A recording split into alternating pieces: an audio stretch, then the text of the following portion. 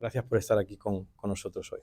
Bueno, vamos a hablar de una historia absolutamente impresionante y fascinante que muchas de las personas que vivimos aquí en Bélgica habíamos oído, pero no sabíamos en detalle la dimensión que había tenido. De hecho, cuando se circularon la invitación para la conferencia, tuve más de un amigo alemán y unas amigas francesas que me llamaban y me decían, que vais a dar una conferencia del Camino de Santiago, del Camino de Santiago. Y decía, no exactamente, no. Y sí que es verdad que es una hazaña logística de la corona española del ejército español que se conoce poco, no es muy conocida.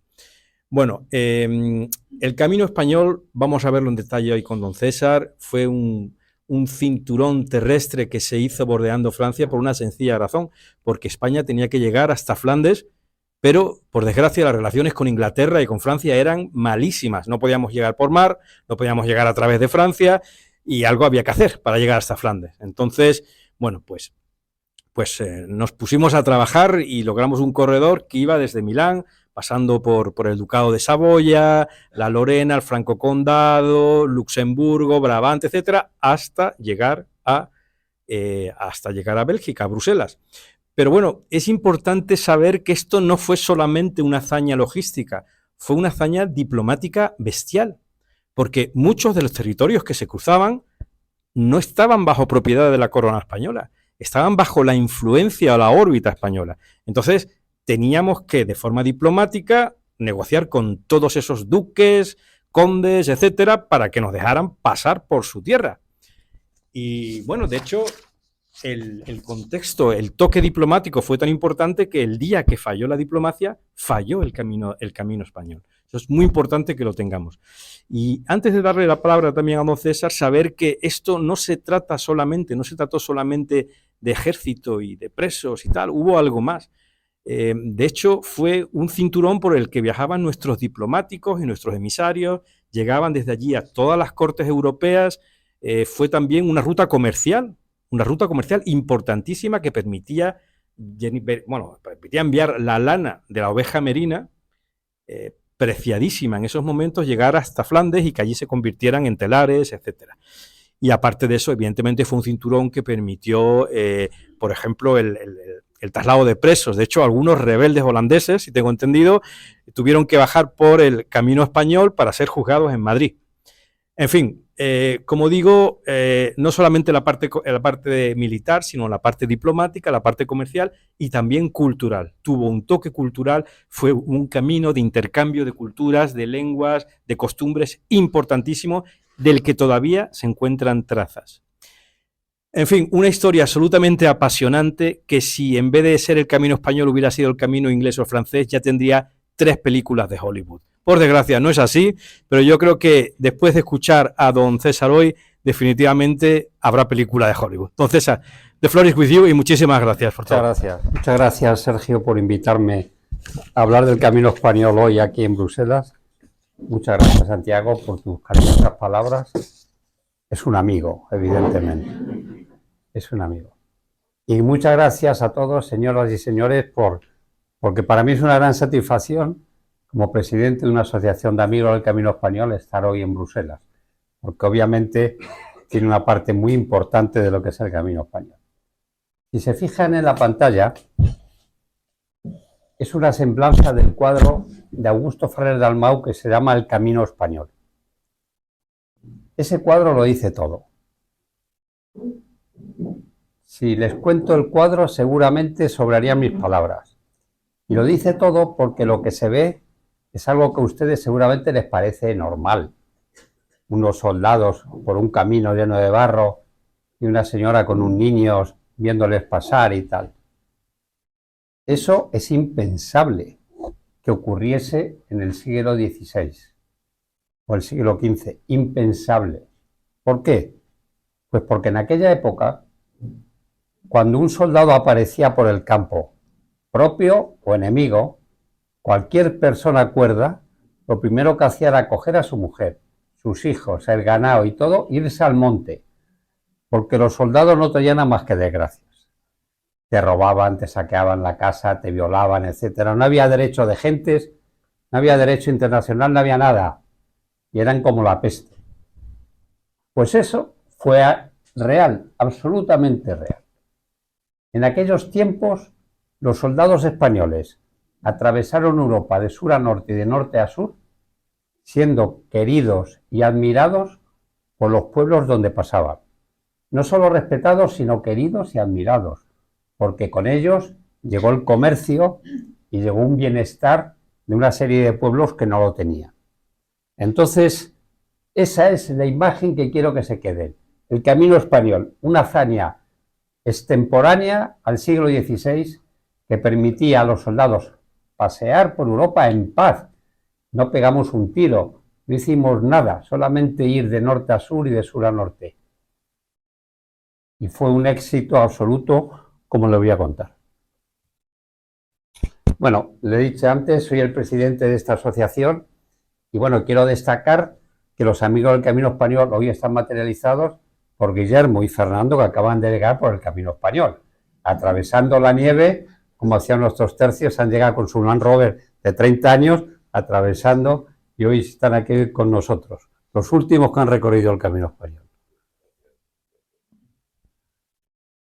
Bien, vamos a centrar ideas. No todo el mundo tiene un conocimiento histórico, vamos a centrarnos en el momento y el lugar. Vamos a pasar. Miren, en el paso de la conocida como Edad Moderna, de la Edad Media a la Edad Moderna, se produce una gran revolución militar, tremenda, y es la que motiva la aparición de la pólvora. Con la pólvora aparecen las armas de fuego y todo cambia todo absolutamente. Lo van a entender con un ejemplo muy sencillo. Hasta esa época llegaban a un castillo y con una catapulta tiraban piedras a la pared a ver si hacían algo y la rompían, ¿no? Poco éxito tenían las catapultas normalmente.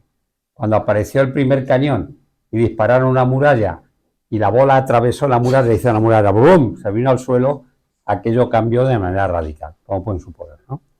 Pues esa revolución militar hizo que la Edad Media, que los caballeros combatían sobre caballos, era la guerra de la caballería, que eran combates de muy pocos soldados, 3.000, 4.000, no eran más, que iban acompañados por las huestes feudales, por las mernadas de los nobles, etcétera.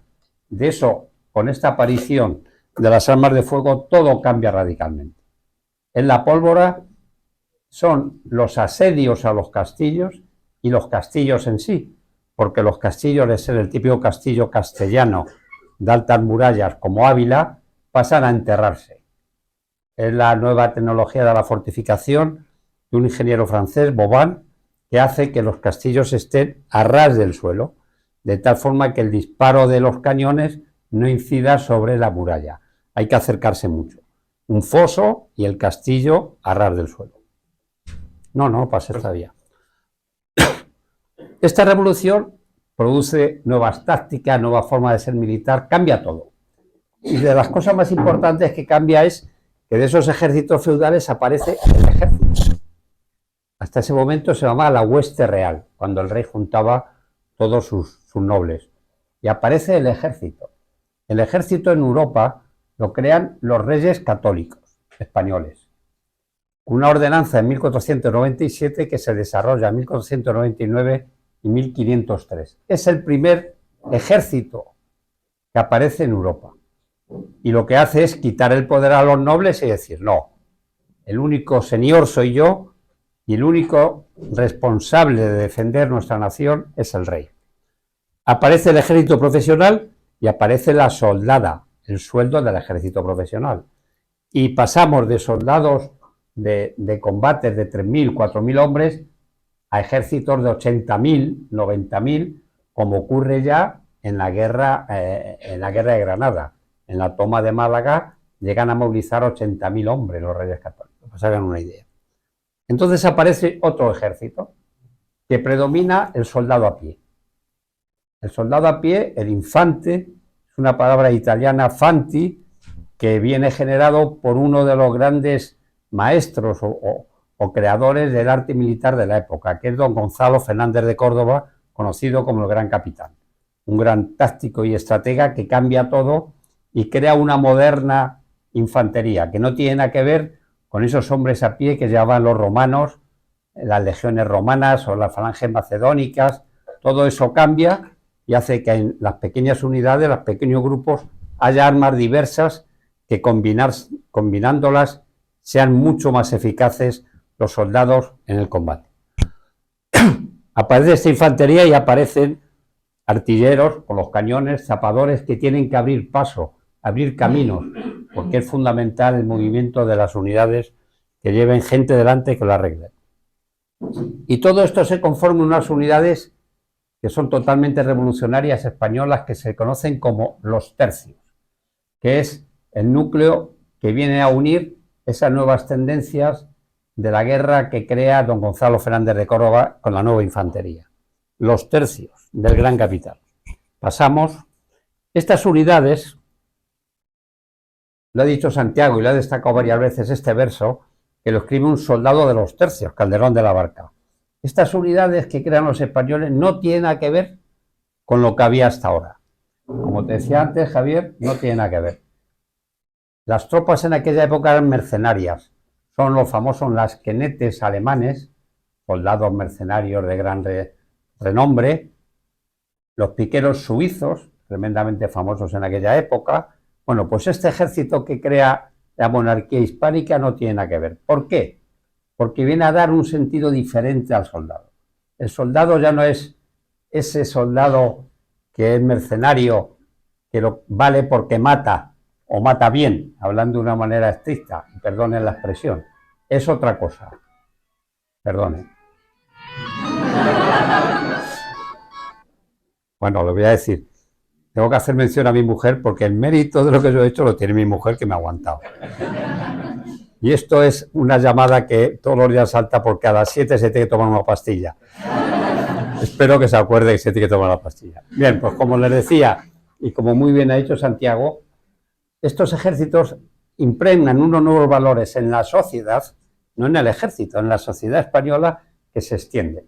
El primero, y lo dice ahí el verso, este ejército que ves vago al hielo y al calor, la república mejor y más política es del mundo, hace referencia a la república helénica, a la igualdad de oportunidades. Es un ejército que nace de igualdad de oportunidades. No mandan los nobles, no mandan los nobles. Todos tienen la misma igualdad de oportunidades. Y lo aclara más.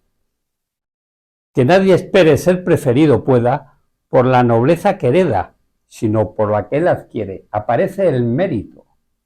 La primera vez que en un tratado militar o en una organización aparece el mérito como forma de ascender. No es la sangre, como dice ahí, porque aquí la sangre excede el lugar que uno se hace, y sin mirar cómo nace, se mira cómo procede. El mérito es lo que te va a hacer ascender en estos tercios, en este ejército, que todos entran en igualdad de oportunidades. Y lo vuelve a aclarar. Aquí la necesidad no es infamia.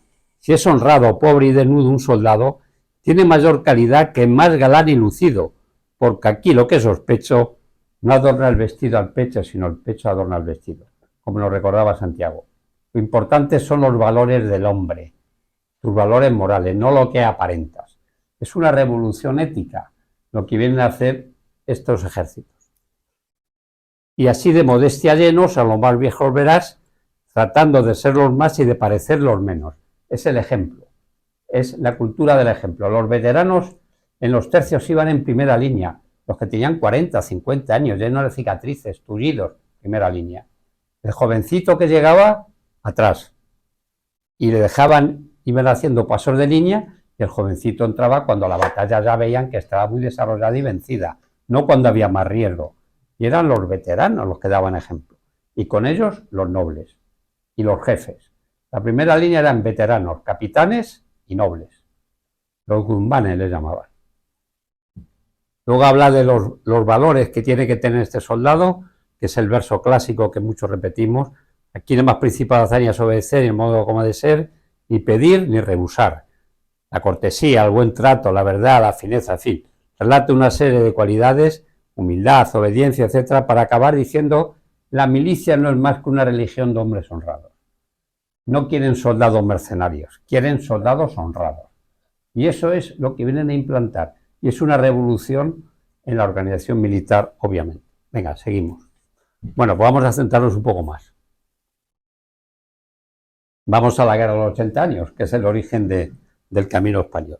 Vamos a hablar del entronco político. ¿Qué ocurría en aquella época? Pasemos.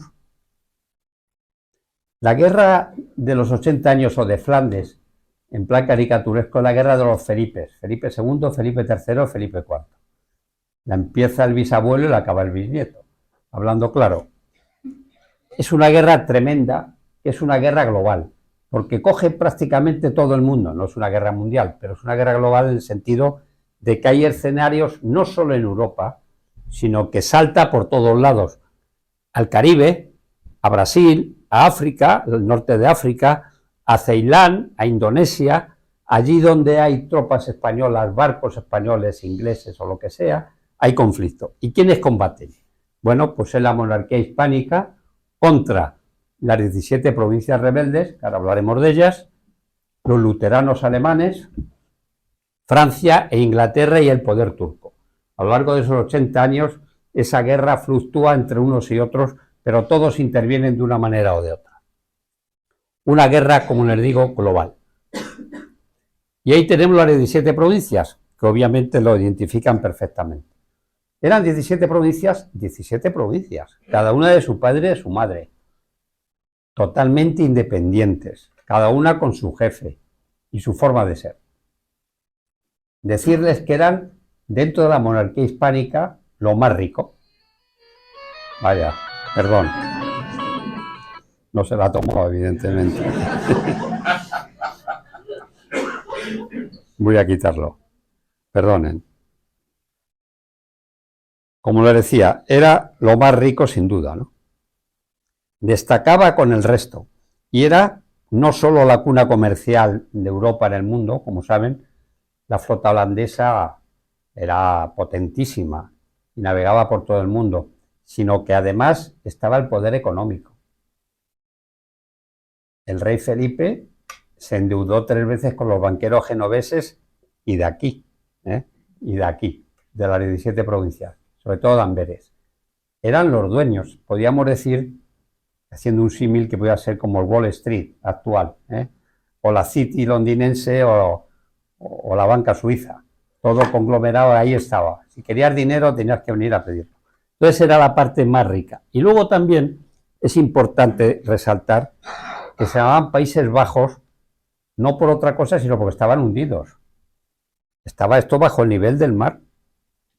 Quiere decir que la gente vivía en grandes bañeras que hacían con diques, que llenaban de tierra y ahí vivían, pero cuando tú te salías de la órbita de ese dique, ibas andando el agua por los tobillos, por la rodilla, por el muslo. Eso eran los Países Bajos. Entonces vivir aquí era tremendamente duro. Y para los soldados el desplazarse, combatir, etcétera, era muy duro. Tal es así que la mayoría de los muertos eran por las enfermedades propias de la humedad y demás cosas, ¿no? El mal de bubas lo llamaban a la sífilis en aquellos tiempos, el mal de bubas. Pues vamos a seguir. Les he hablado de Carlos, del rey emperador y de su hijo Felipe, de alguna manera. Creo que es importante hacer una pequeña diferenciación porque es el rey Felipe el que inicia esta guerra de los 80 años en estas 17 provincias, ¿no? Totalmente diferente padre e hijo, porque Carlos era de aquí, de Flandes, mientras que, como saben, Felipe era de Valladolid, nació en Valladolid. La lengua de uno era el flamenco y el otro era español y portugués, porque su madre, como recuerdan, Isabel de Portugal. ¿Qué asesores tenía el rey Carlos? Flamencos, amigos suyos, obviamente. ¿Qué asesores tenía el rey Felipe? Españoles. ¿Qué le ocurre al rey Carlos con sus asesores cuando llega a Castilla? Que aparece una revolución, los comuneros castellanos. ¿Qué le pasa a su hijo, asesorado por sus asesores castellanos aquí en Flandes? Que hay una revolución, no como los comuneros, sino con mucha más entronque y mucha más enjundia, ¿no? Con las ciudades-estado de aquí. Los dos combaten la herejía, pero obviamente, como todos sabemos, Carlos tiene la suerte de tratar con un teólogo, que era Lutero, mientras que Felipe tiene la mala suerte de tocar con un agitador de masas que era Calvino, que no tiene nada que ver una persona con la otra, ¿no? Ante un problema religioso común que era, como saben, la reforma. Con los impuestos, aspecto importantísimo. Carlos, como era de aquí, era muy benevolente con el pago de impuestos. Felipe, que no era de aquí, era muy exigente con el pago de impuestos. La gente cree que la monarquía hispánica se sostenía por el oro y la plata de América. No. Podía ser eso, como mucho, la séptima parte del presupuesto. El dinero de verdad salía del diezmo de aquí, el IVA, ya se había inventado el IVA, de aquí, y de los impuestos que se pagaban aquí, con todo el comercio que había en estas zonas. Y es la realidad, Y entonces el trato de los impuestos fue muy suave, mientras que Felipe, que dio 3 veces en quiebra, obviamente fue mucho más exigente. Y otro aspecto muy importante es que el rey Carlos era un hombre que estaba continuamente sobre el caballo, viajaba, conocía a su población. Y aquí vino muchas veces. El rey Felipe nunca vino, jamás salía a Lisboa o el Escorial, donde estuvo, ¿no? No era un rey viajero, ni mucho menos. Y eso también influyó en todo. Pero vamos a centrarnos ya en el inicio de esta guerra. Pasa, por favor. Se habla de que esto es una guerra de religión, el inicio, ¿no? Efectivamente tiene una base, entre comillas, religiosa, aunque hay muchas más cosas. Es el problema de la reforma, ese movimiento religioso que ve que la Iglesia está podrida y tenía grandes pecados que confesar. Todos sabemos que el Papa tenía queridas, los cardenales tenían hijos, en fin, digamos que era una Iglesia muy contaminada, por decirlo, ¿no? Entonces, cuando Lutero y ese movimiento reformista nace, tiene sus fundamentos dentro del clero. Aparece el Concilio de Trento y lo que viene a decir Lutero, lo que van a hacer la nueva Iglesia es mejorar esas malas praxis, pero no se admite las teorías de Lutero cuando entran en el aspecto teológico, ¿no? Aparece la contrarreforma, lo contrario a la reforma. Y el rey católico, obviamente, es pues el que está abogado a llevar adelante en sus territorios esa contrarreforma. El Concilio de Trento marca Calvino. Calvino, como les he dicho, es una persona muy peculiar y inventa esto de la iconoclasia, que es una auténtica barbaridad. Es de sentar en las iglesias, tirar las imágenes, las hostias consagradas por el suelo, pisoteadas, romper imágenes, cálices. Eso en aquella época, en un mundo católico y religioso, obviamente era el mayor anatema que se podía chocar. La gobernadora que estaba aquí era Margarita de Parma, Margarita de Austria, que era la hermanastra mayor del rey Felipe, una señora con mucho carácter, por cierto, pero que veía el problema y sabía que España, la monarquía hispánica, Castilla, estaba muy lejos, el rey estaba muy lejos. Y la nobleza de aquí no conocía al rey. Necesitaban, se lo decía antes a Javier, para ser leal a un rey hay que conocerle en aquellos tiempos. Si tú no has visto nunca al rey y es un señor que viste de negro y que vive a 1500 kilómetros en un sitio entre montañas y que cuando ves a los castellanos visten de una manera austera, pobre y una mentalidad totalmente diferente a ese liberalismo, entre comillas, que se vivía en Flandes, la forma de vestir, de comerciar, la riqueza, etcétera, hay un choque de cultura, es un choque de fundamentos, ¿no? Entonces el rey católico aquí era un desconocido y no encajaba, y encima impuestos. Ocurre esta revolución con el germen religioso, con el germen independentista de quererse independizar de ese rey. ¿Y qué hace el rey Felipe? Pues lo que hizo el rey emperador, su padre, Carlos, cuando llegó con los comuneros. Pues cortarlo como se hacía en aquellos tiempos, con cuchillo y fuera, ¿no? ¿Qué hace?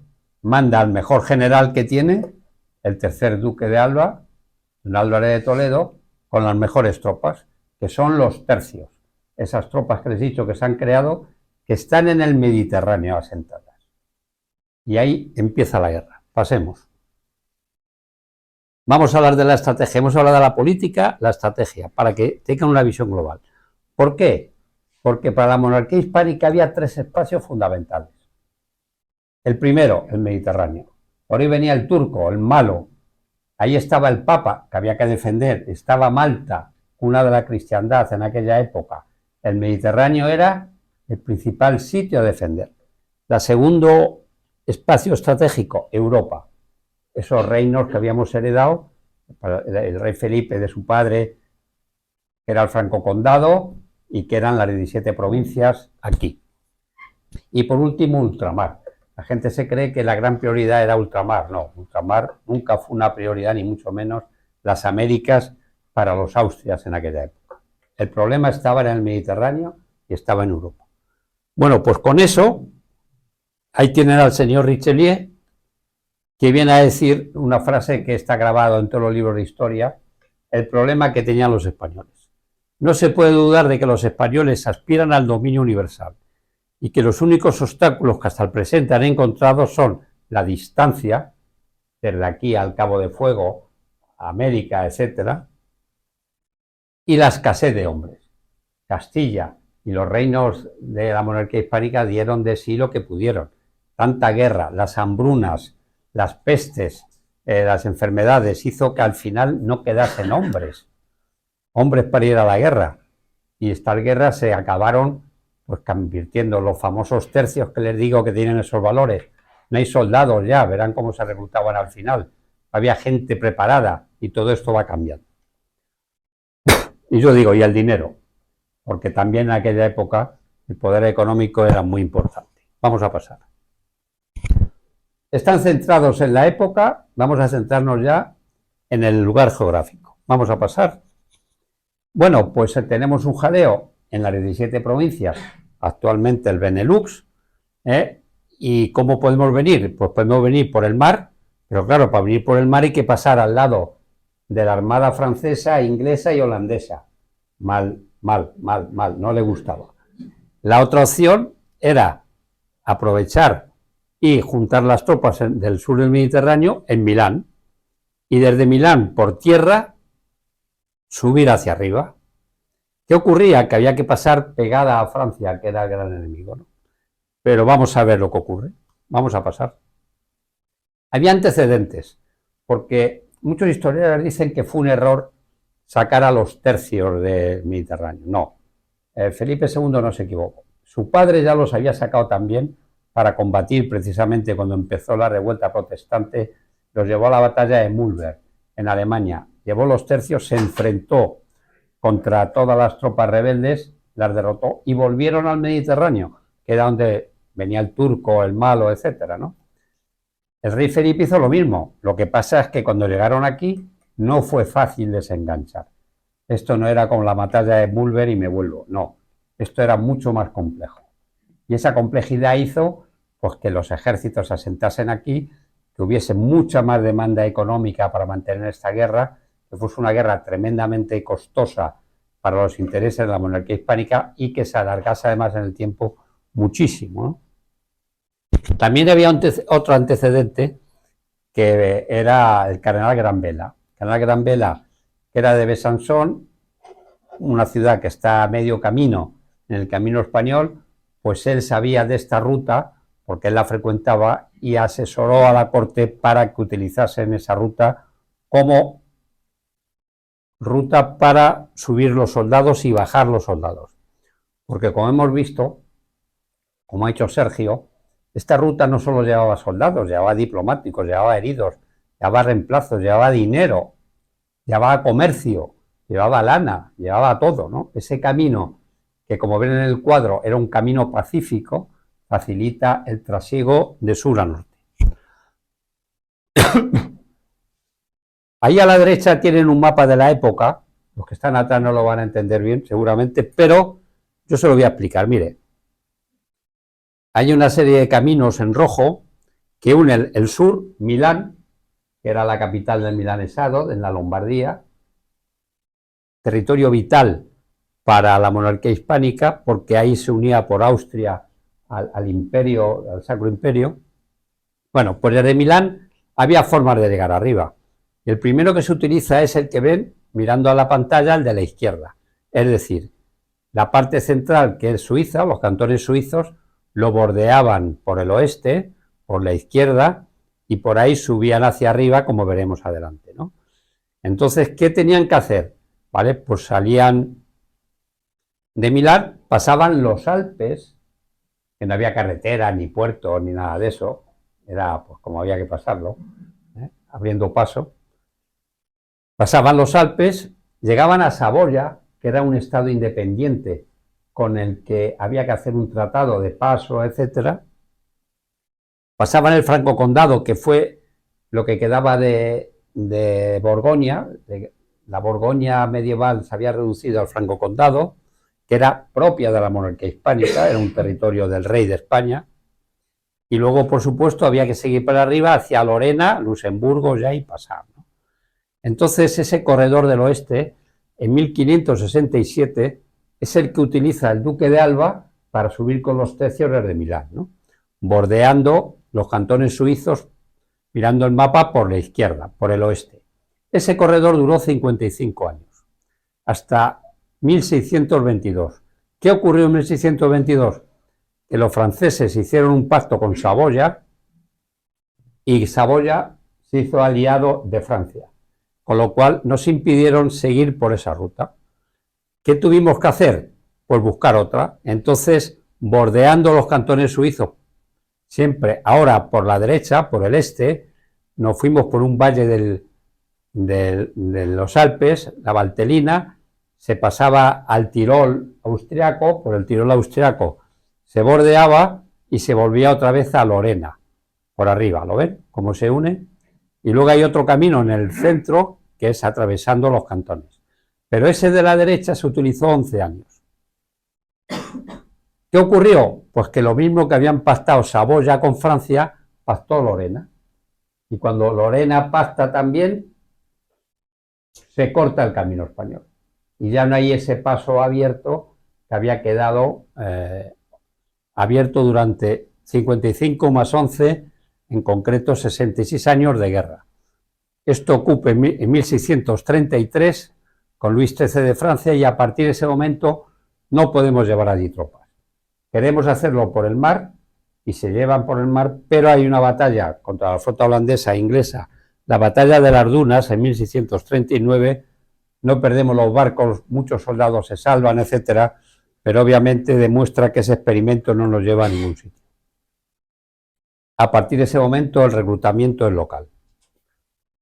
Bueno, les he hablado, ese es los puntos clave, ¿no?, de la ruta del este. Ahí tienen al Gran Duque de Alba. Y bueno, pues es un camino tremendamente duro, porque el pasar los Alpes, vuelvo a repetir, en esa época era terrible, terrible. Vamos a pasar. El corredor tenía unos 1100 kilómetros. Se tardaban 40, 50 días por ahí. Pero ahí les tengo remarcado en rojo una expedición que la mandaba Lope de Figueroa, famoso maestre de campo, que con 5000 hombres salió el 22 de febrero, nevando, y llegó el 27 de marzo, en 32 días, atravesando los Alpes lo hizo. Mientras que los demás 40 a 50 días. El resto, como ven, lo hacían en primavera. Esto funcionaba primavera, invierno. Había un comisario que reconocía el itinerario y los soldados venían ya en primavera. Y venían aquí a combatir ya para primavera y verano. Curioso también decirles que ahí hablan de los hombres soldados. Ven, ese tercio, por ejemplo, llevaba 5000, ¿no? El Duque de Alba, el primero, 10.000 soldados traía de los tercios. Pero eso no es lo que había que apoyar, porque detrás de cada tercio venía la cola, que llamaban. La cola eran las familias, eran todos los proveedores, eran todos los servicios de lavandería, de herrería, de carpintería, todo lo que necesitaban para vivir. Las familias, las queridas, que las tenían. Todo aquello iba detrás de los soldados, porque el soldado no podía dejar a su mujer fuera, ni a su familia. Iban detrás, en un carramote. Y bueno, pues era más bocas que los soldados, ¿eh? Entonces, si hablan ahí de 10.000 hombres, iban 30.000, 30.000 detrás. Vamos a pasar. Bueno, les he hablado de otro paso, el de la ruta del este, el corredor del este, Y bueno, es la Valtellina famosa, el Valle de la Valtellina, que llega al puerto de San Stelvio. Ese puerto es muy famoso en el Giro de Italia. Siempre la subida es la cumbre, ¿no? Es la etapa reina del Giro, el puerto de San Stelvio. Y esto tiene una lectura muy peculiar, porque ese hombre que ven ahí es el conde de Fuentes. Este hombre, en esa zona que está en el cuadrado, en la tierra de los grisones, supo negociar. Los grisones eran una especie de, no digo salvajes, pero eran muy autónomos en esa zona entre los Alpes y el lago de Como, y entonces ahí no había manera de pasar ni uno ni otro, ¿no? Este hombre, con mucha habilidad, hizo ese castillo que hay ahí, que se puede visitar todavía, en la tierra de los grisones, el castillo del conde de Fuentes, y con mucha habilidad, sin pegar un tiro, consiguió que pasasen siempre las tropas por el Valle de la Valtellina sin ningún problema. Es un gran militar y un gran diplomático español. Pasemos. Ahí le tienen, el conde de Fuentes. Pasemos. Y queda el del centro. Pero, señoras y señores, los suizos ya habían descubierto la piedra filosofal, el peaje. Y cada soldado que pasaba por los puertos tenía que pagar peaje. Entonces era tremendamente caro. Si ya no teníamos dinero, imagínense encima pagar peaje por pasar por los puertos. Y ellos tenían la guardia famosa suiza en el Simplón y San Gotardo, que son esos puertos que cierran los Alpes por Suiza, y a pagar. No se utilizó apenas, se utilizó para pequeñas cosas, ¿no? De grupos muy pequeños, etc. Y eso es el camino español. Pasemos. Bueno, esto lo del almirante Oquendo, la batalla de las Dunas, ya lo he dicho, pasamos. Vamos a ver cómo funcionaba, para que se hagan una idea. Bueno, el tema del soldado tiene esa frase arriba, que es de una obra de teatro muy famosa. En Flandes ha puesto el sol, de Marquina, pero la escribió en el siglo XIX, en 1800 y pico. Pero viene a decir eso: España mi natura, nazco en España, soldado de los tercios; Italia mi ventura, donde se divierten y tal; y Flandes mi sepultura. Porque cuando los traían aquí entre los fríos, el mal de búas y los tiros, pues los pobrecillos pocos sobrevivieron, ¿no? ¿Cómo funcionaba esto? Bueno, normalmente se alistaba en España y en el sur de Europa, principalmente en los reinos castellanos, Castilla, Aragón, etc. Había tres formas. El primero fue el reclutamiento. El reclutamiento iba un capitán con un tambor y conetín, y con una orden de la corte a un pueblo, y le decía: Valladolid, vengo a levantar una bandera de 400 soldados. Y decía: empiece usted. Y empezaba allí, y con el tambor pasaba por los pueblos, etcétera, les decía lo que iban a ganar, en fin, reclutaba a la gente, los cogía, les pagaba y se los llevaba, ¿no? Eso al principio funcionó. Cuando empezó a faltar gente, se hizo la segunda cosa, que era el asiento. El asentista era el empresario de la época. Y el asiento consiste en hacer una subasta.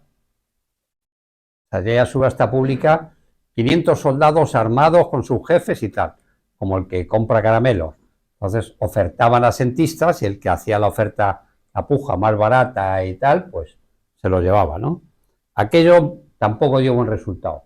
A lo mejor era el reclutamiento, pero no había soldados, había que hacerlo así, y no dio resultado porque no había mandos con experiencia, ¿no? No eran gente que viniese preparada. Y el último caso fue la leva, que fue al final de la guerra de los 80 años, que como no había soldados, cuando iba ese capitán con la conducta, que era la orden esta que daba la corte, a Valladolid otra vez, el alcalde le decía: no pases por las calles porque no hay nadie. El que no ha muerto con la peste no estaba manco o tullido, pero no te lo voy a dar, no te preocupes. Entonces cogía todos los vagabundos, todos los presos de las cárceles, decía: de capitán, cójalos usted y se los lleva a Flandes. Y le limpiaba la ciudad. Claro, aquello perdió mucha calidad, ¿eh? Obviamente ya el soldado era muy diferente. Eso fue la leva. El caso es que eso que decía nuestro querido Marquina, al principio nacían en España, iban a Italia a disfrutar, llevaban el soldado bisonio, disfrutaban aquí, y cuando era veterano, el soldado viejo le llevaban a Flandes. Pero ya en la época más adelante, cuando Alejandro Farnesio es el gobernador, dice: mira, lo de pasar por Italia, como que no, que directamente lo reclutéis y me lo mandáis, ¿eh? Eso que se diviertan en Italia, no. Y por el camino les reclutaban, les llevaban y directamente a Flandes, ¿no? A combatir. Como ven, todo fue cambiando. Vamos a pasar. Ahí lo ven, las famosas galeras llegando un cuadro de la época es al Golfo de Génova. Esa es la formación de un tercio, el famoso cuadro o escuadrón de combate. Forman un cuadro con las banderas en el centro. No es motivo ahora de ver esto. Pasamos. Y esto era como marchaban. Siempre llevaban las banderas en el centro. Iba rodeado de los piqueros, que era, por así decirlo, el grueso de los tercios, y siempre iban rodeados con los arcabuceros y los mosqueteros. Ese carrito es la famosa cola que llamaban, donde iban las familias, etcétera, de tal forma que ante cualquier problema ellos maniobraban y se colocaban, como está en el dibujo de abajo, formando un cuadro, ese cuadro que han visto al principio, y no había problema. En cualquier caso, en el camino español nunca hubo ningún combate ni nada. Pasamos. Y así funcionaba. Se nombraba un comisario especial. Este comisario especial, pongamos que salían de Milán, iban hacia Bruselas. Elegía las etapas. La mala palabra es esa, etapas. 5 leguas. Una legua es lo que anda un hombre en una hora. Pues venían a ser 20 y tantos kilómetros. Elegían estacionamientos donde parar. Hacían la jornada de descanso cada 6-7 días normalmente. Y luego articulaban la columna en diferentes líneas, ¿no? No iban todos por el mismo camino, sino por caminos paralelos, de tal forma de que cada grupo no fuese más de 700 bocas, soldados y gente que iba con ellos, y la cola, y 200 caballos. ¿Por qué?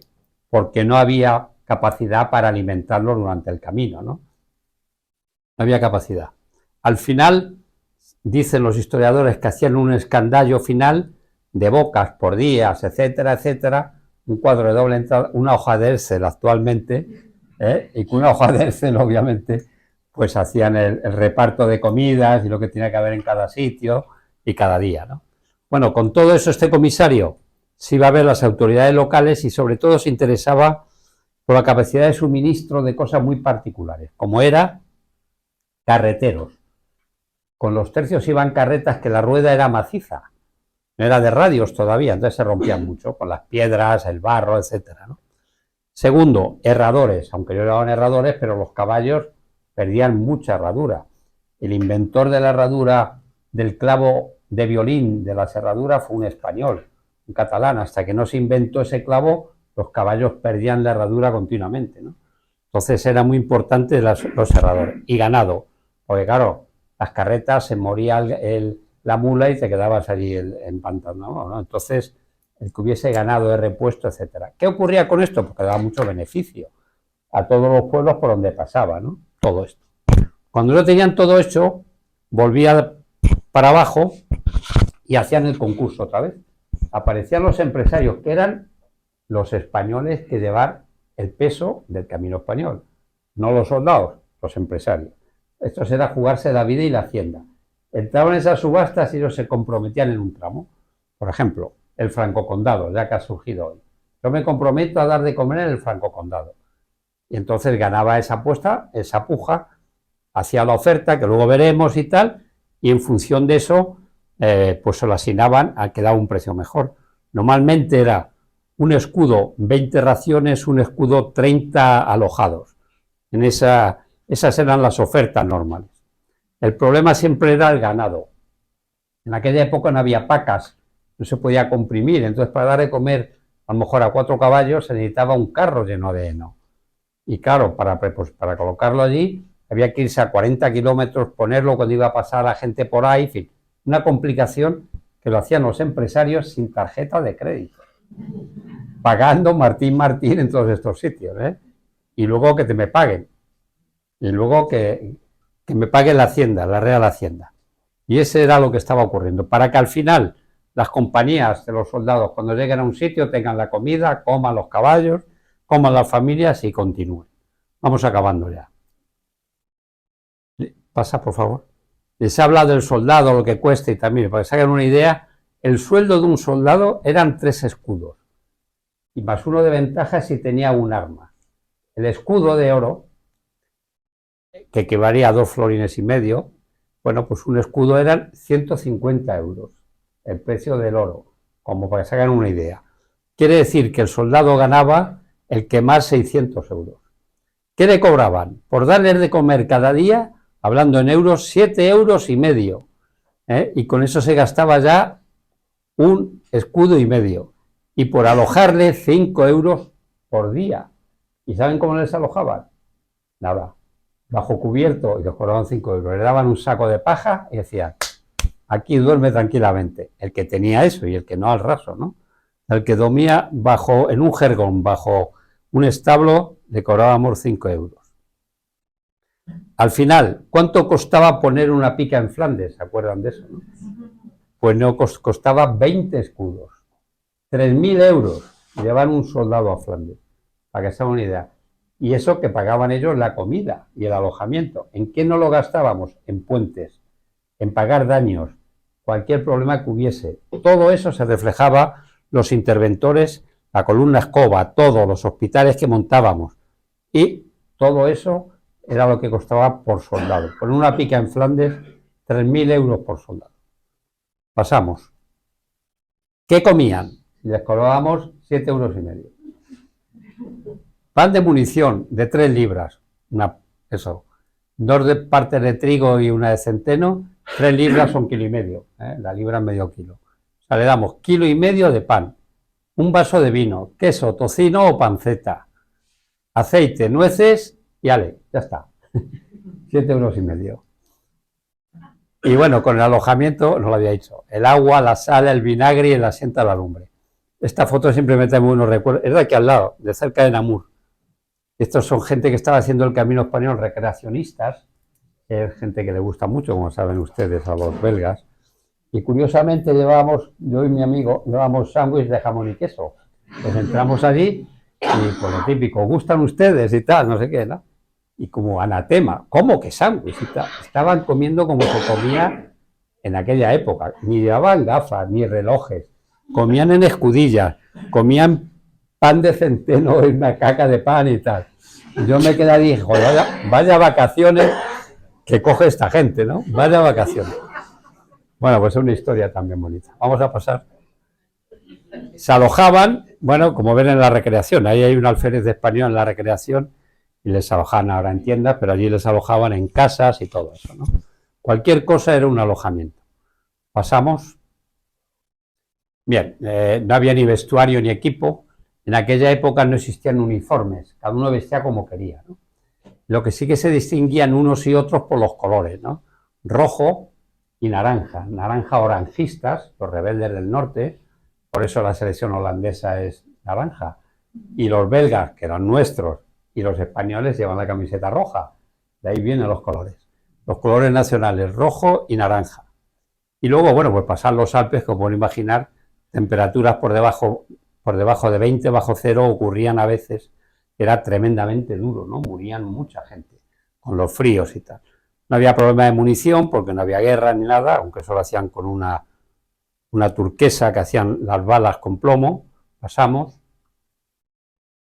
Ahí tienen mucho médico que les acompañaban a las columnas, médicos en aquella época, y cirujanos, que ya saben lo que hacían, ¿no? Amputar y ya está, ¿no? Y bueno, y ahí lo ven. La falta de higiene, las inclemencias, etcétera, al llegar arriba al castillo de Namur, que era el punto donde llegaban las tropas, era realmente duro, ¿no? Llegaban flacos y desfigurados. Y acabo con esto.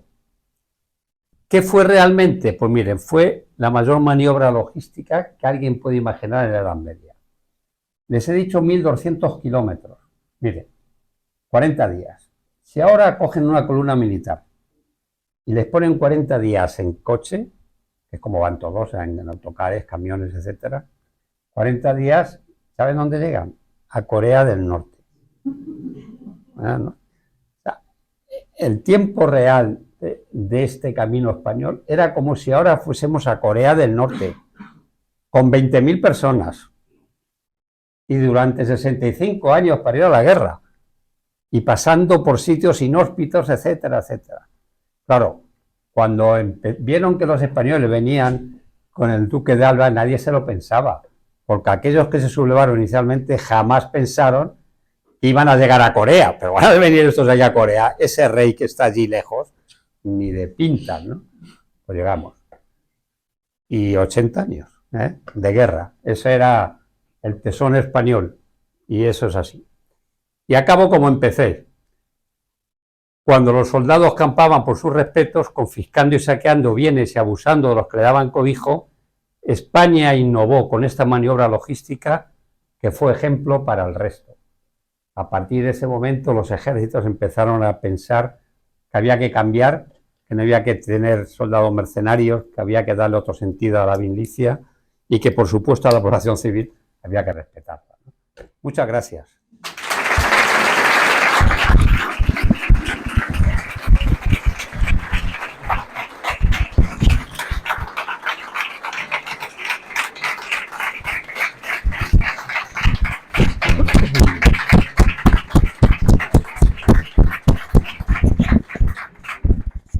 Bueno, pues muchísimas gracias por esta presentación fantástica y ahora voy a abrir el tiempo para preguntas y respuestas. Le rogaría también que circularan el micrófono, alguien que haya por detrás. ¿Alguna pregunta, por favor? ¿Alguien se atreve a ser el primero aquí? Sí, muchas gracias. Se me han ocurrido dos preguntas, una de tipo logístico y otra de tipo histórico. Me voy a concentrar en la logística. Estamos hablando de 3.000 soldados cada año, cada 2 años. Es una cantidad poco relevante para un territorio tan importante. ¿Estos soldados eran refuerzos de milicias que hubiera locales o era todo el efectivo que había? Vamos a ver. En primer lugar, la monarquía hispánica, los soldados no eran solo los tercios. El camino español era el que utilizaban los tercios, pero los soldados que la monarquía hispánica tenía aquí, entre flamencos, valones y alemanes, eran pues aproximadamente 2/3 de la fuerza. Y españoles eran menos de 1/3. O sea que realmente el grueso no era ni mucho menos español, no eran soldados de los tercios, eran alemanes, eran lansquenetes alemanes y eran gente flamencos y aquí, ¿no? Pues, entonces los que venían era la élite, porque lo que sí que es cierto es que el gobernador siempre utilizaba los tercios en los sitios de mayor riesgo. El resto de soldados daban guarniciones, ocupaban sitios de castillos importantes o lo que sea, pero las batallas, por así decirlo, el esfuerzo la llevaban los tercios. 1/3 eran 3.000 hombres y normalmente mantenían 4 tercios aquí aproximadamente. Andaban de 10.000 a 12.000, pero tenían muchas bajas, evidentemente. Esos que venían anualmente venían o se unían y reforzaban las bajas de los que habían muerto, venían a reforzar las compañías, o bien formaban una unidad nueva, ¿no? En función de cómo venían de unidos o de preparados, adiestrados, hacia una cosa u otra. Pero efectivamente sí, aquí las tropas que habrían normalmente pues serían entre 50 y 60.000 los que estaban combatiendo a los rebeldes, que tenían más tropas aún, ¿eh? Los rebeldes siempre fueron más numerosos que la monarquía hispánica, siempre, siempre. Claro, estaban aquí, estaban sobre el territorio, para ellos era muy fácil movilizar, ¿no? No, pero había otra pregunta, la logística. Sí, la otra pregunta era de tipo más geoestratégico. ¿Cuál era la verdadera motivación de mantener esta guerra? O sea, me sorprendió una vez que un historiador belga decía desconocer que en la universidad no se estudiaba el fenómeno de los comuneros. Es decir, mucha gente tenía la percepción de que fue Carlos, para nosotros Carlos I, pero le llamamos Carlos V, que fue un rey extranjero que entró en España y que rompió un poco la dinámica de creación de la nación española, porque entró otro territorio que nos era ajeno. Entonces, la motivación fue sentimental, fue económica, fue religiosa, la de permanecer con una lucha tan lejana. Hombre, yo creo que la primera era de soberanía pura y dura. Si era un territorio del rey, era de la monarquía hispánica, no lo iba a dejar que se desprendiera, ¿no? Ni mucho menos. O sea, inicialmente por soberanía. En segundo lugar, y es obvio, porque es una zona tremendamente rica, ¿eh? Y luego, tercero, porque Le recuerdo que la monarquía era la casa de Augsburgo, no era la casa de Trastamara, no, era una casa de aquí, que nacía en Gante y que estaba aquí, que había nacido aquí, con Felipe el Hermoso, que era el primer Felipe, etcétera, etcétera. O sea, que el corazón de la dinastía estaba aquí. ¿Cómo vas a permitir que se pierda, no? Impensable.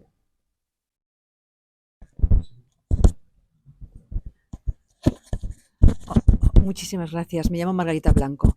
Quisiera saber en qué lengua, en qué idioma se comunicaban los altos mandos con las tropas, dado que las unidades estaban compuestas por personas de diferentes orígenes. Bueno, Gracias. normalmente en el caso de las tropas españolas, obviamente en español, ¿no? Pero obviamente aquí, digamos que la diversidad de lenguas también dificultaba un poco el funcionamiento, pero había personas doctas y como ahora, ¿no? Hay gente que hablaba lenguas y sobre todo aquellos que tenían una relación comercial, diplomática o militar entre unos y otros, ¿no? O sea, el hablar flamenco era usual entre los españoles que había aquí. Aquí hubo muchos empresarios de gran prestigio, aquí, en los territorios de las 17 provincias. O sea, grandes empresarios españoles, nacidos en Castilla, se asentaron aquí y ganaron mucho dinero. O sea, que no se crean que esto era una cosa como ajena a la monarquía hispánica, era parte de la monarquía hispánica. Vamos a decir, como Asturias, bueno, a lo mejor no tanto como Asturias, pero muy cercano. O sea, estaba muy vinculado a la familia real y a los intereses de muchas familias que vivían aquí también, que procedían de la península ibérica, y al revés. En Bélgica durante un periodo de tiempo los altos mandos tenían como lengua de comunicación el francés, entonces no traducían y había momentos en los que en la batalla daban las órdenes en francés y los soldados flamencos no entendían, y si era momento de volver hacia atrás, de retroceder, estaban en primera línea, Pues no, si no me equivoco. Yo, por ejemplo, le puedo decir que un regimiento Valón, en esta guerra hubo un regimiento Valón muy importante que lo mandaba un coronel que se llama Mondragón. Mondragón, que bueno, es vasco, que por cierto tiene su espada en lo alto de la Catedral de Luxemburgo para proteger a Luxemburgo, fue el protector de Luxemburgo, un hombre que murió con casi 100 años, viendo a los soldados funcionar. Este hombre hablaba perfectamente francés, flamenco, valón, todo, ¿no? Era un hombre y venía de soldado, ¿no? Por así decirlo, que hablaba y que dejó escrito en valón y en flamenco muchas cosas. O sea, que yo creo que los altos mandos venían aquí destinados, estaban 5 años, pues claro que sabías cómo había que hablar a los soldados. Sí, en este caso puedo también señalar el magnífico libro de Ramón Fagel sobre los empresarios de guerra, sobre los capitanes españoles aquí en Flandes. Gracias por su ponencia para explicaros la organización del camino español, pero quiero decir también que hubo más continuación entre la política de Carlos V y de su hijo Felipe II. En primer lugar, Carlos V hubo también a luchar contra los flamencos, por ejemplo, la revuelta de Gante en 1540-43, y el inicio de la guerra de Flandes no fue una guerra de religión, ni tampoco una guerra de independencia, fue una guerra civil entre unos y otros flamencos.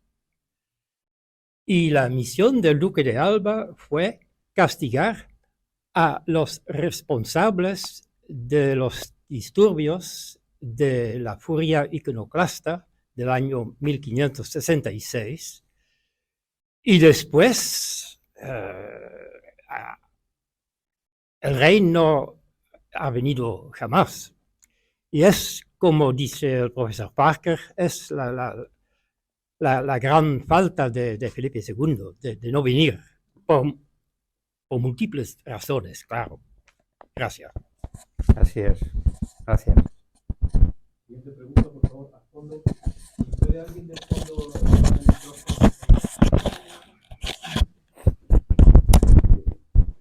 Hola, buenas. Gracias por la conferencia. Tenía una pregunta sobre lo que ha dicho sobre que durante el Camino Español no hubo batallas. Entonces me pregunto por qué, dado que el camino estaba al lado de Francia, no aprovecharon el paso los franceses para atacar a las tropas antes de que llegaran a Flandes. No sé si hubo algún caso en que esto ocurrió o si hubo alguna razón por la que no ocurrió. Nunca hubo combates, nunca. Ten en cuenta que estabas metiéndote en otra nación. O sea, que si tú atacas Saboya, estás dando pie a meterte en una guerra con Saboya, porque Saboya tiene un acuerdo de paso de tropas, ¿no? Pero obviamente no podían entrar ni en Saboya ni en Lorena, ¿no? En el caso de esto, porque daría lugar a eso, a entrar en una guerra con otra nación. No tenía sentido. Gracias. Y la razón también porque el Papa ha invitado a Felipe II a atacar Suiza y destruir Ginebra. Y el rey Felipe dice, no es una guerra contra Suiza, no es una guerra contra Francia, vamos.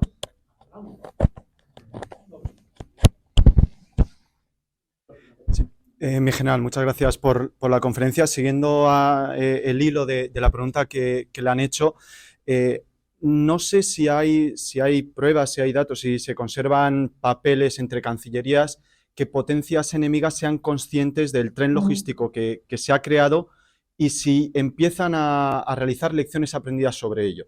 Es decir, se empieza a tomar nota de lo que están haciendo los españoles y cómo trasladarlo a otros teatros de operaciones. ¿O es un evento que ya lo han hecho posteriormente los historiadores? Gracias. Aquello cambió radicalmente. Cambió radicalmente porque, te vuelvo a repetir, que el movimiento de los ejércitos era saqueando y robando. Entonces se daban cuenta que aquello solo creabas enemigos por donde ibas a pasar. Era un error estratégico, ¿no? El vulnerar tu retaguardia, que era por donde ibas a pasar, ¿no? A partir de ese momento cambian las concepciones absolutamente del empleo de las unidades militares y de los movimientos militares. Eso cambia en toda Europa, radical. Eso es un cambio radical. Siguiente pregunta, por favor. Buenas. Tengo entendido que después, cuando las guerras napoleónicas, la cosa vuelve a cambiar de nuevo y que el ejército vuelve a vivir sobre el terreno, como pasaba en la Edad Media, ¿o es distinto? Perdone, es que no le he entendido la pregunta. Ah, sí, me refería que en las guerras napoleónicas ya el ejército francés pasa a una concepción de vivir sobre el terreno de nuevo, o recibe también enseñanzas de este camino español. Bueno, es que no tiene nada que ver la guerra napoleónica con esta en nada, en nada, absolutamente en nada. Que recuerdo que el ejército napoleónico era absolutamente en eso todo lo contrario. Era tierra quemada por donde pasaba. Así le fue, que quemando todo, llegando a Rusia, luego no tuvo por dónde volver, ¿no? Que le había destrozado todo. No tiene nada que ver, no tiene nada que ver. No es un ejemplo. Una pregunta aquí delante, por favor.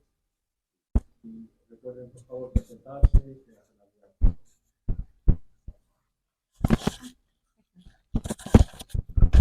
Hola, soy Katia Martínez, soy mexicana.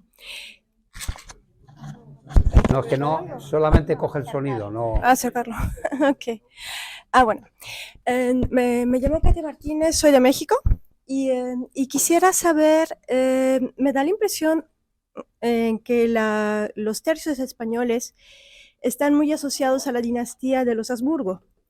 Quiero saber si es correcto esto y pensar que, o sea, la pregunta es, ¿qué es lo que genera su desaparición?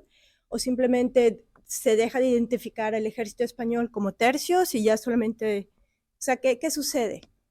Bueno, pues es la historia. La historia es que cambian los Habsburgo y aparece en España la monarquía borbónica.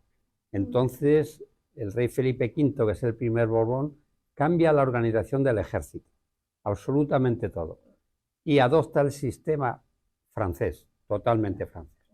Entonces, lo que se llamaba tercio pasa a llamarse regimiento. y lo que se llamaba maestre de campo, que era el coronel que mandaba un tercio, el jefe de un tercio, pasa a llamarse coronel.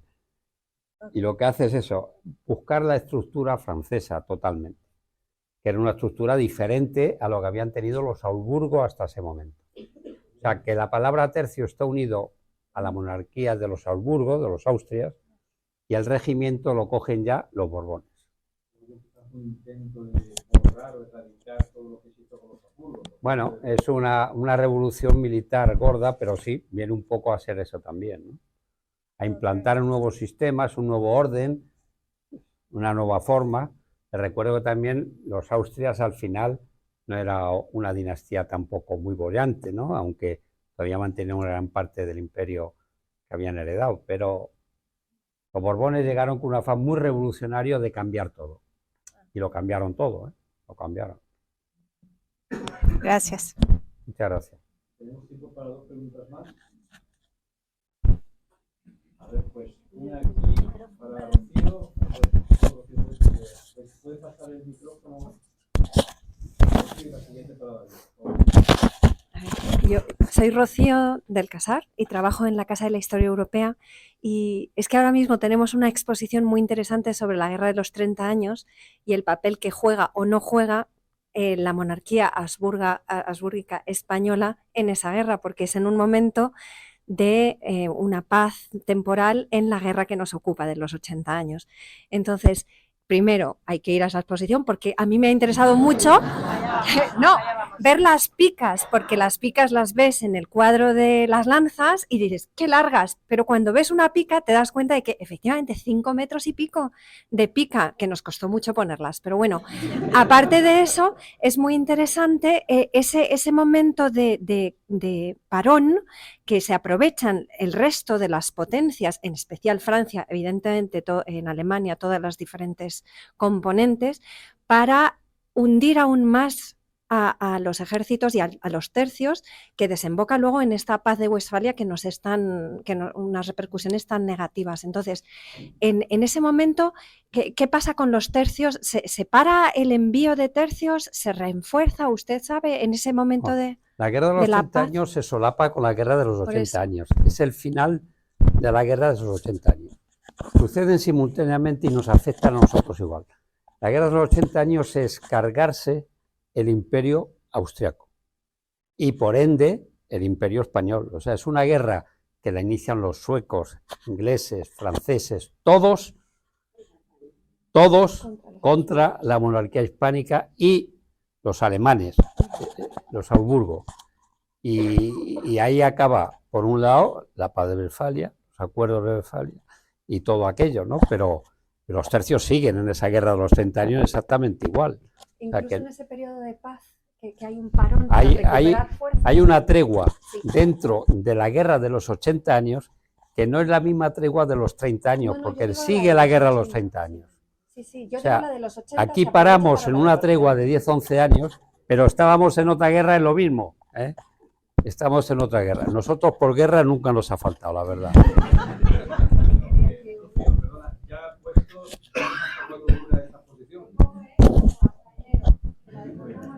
¿Y tienen picas de verdad? Pero de verdad, de las buenas. Me alegro.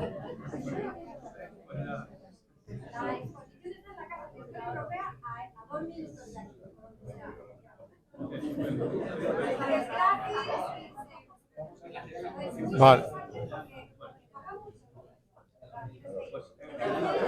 Mañana vamos. Bueno, mañana vamos. Acabo ahora. La última pregunta.